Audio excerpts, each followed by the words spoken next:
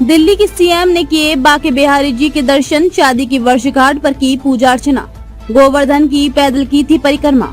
शनिवार को 2 दिवसीय धार्मिक यात्रा पर मथुरा दौरे पर पहुंची दिल्ली की सीएम रेखा गुप्ता ने रविवार की सुबह वृंदावन पहुंचकर भगवान बाके बिहारी जी के दर्शन किए। सीएम बनने के बाद पहली बार मथुरा दौरे पर आई रेखा गुप्ता इस दौरान पूरे भक्ति भाव में नजर आईं।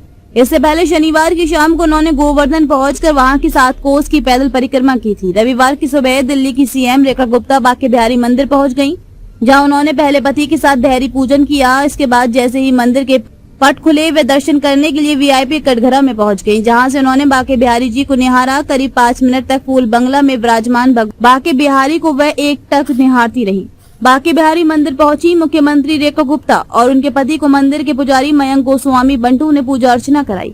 इस दौरान मुख्यमंत्री ने बाके बिहारी जी के समक्ष रोली से स्वास्तिक बनाया और वहां इत्र लगाया। इसके बाद भगवान को भोग और बांसुरी अर्पित की। दर्शन करने के बाद मंदिर के पुजारियों ने उनको भगवान का प्रसाद और अंग वस्त्र भेंट किया।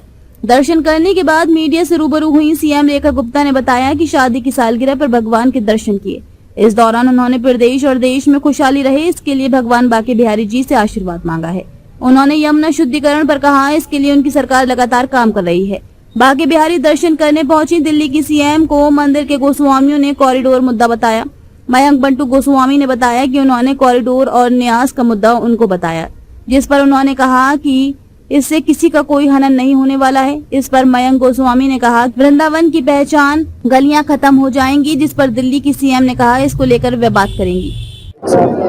आज बहुत ही सुंदर बाके बिहारी जी के दर्शन यहाँ पे हुए और सभी साथियों के साथ हमने यहाँ पे प्रभु के चरणों में यही प्रार्थना करी कि विकसित भारत की छांव में विकसित दिल्ली भी आगे बढ़े, तरक्की करे। हर एक देशवासी पे प्रभु का आशीर्वाद यूं ही बना रहे और हम सब इस प्रार्थना के साथ कि अपनी पूरी शिद्दत के साथ, मेहनत के साथ दिल्ली के विकास कार्य करेंगे, दिल्ली के लोगों की सेवा करेंगे। यही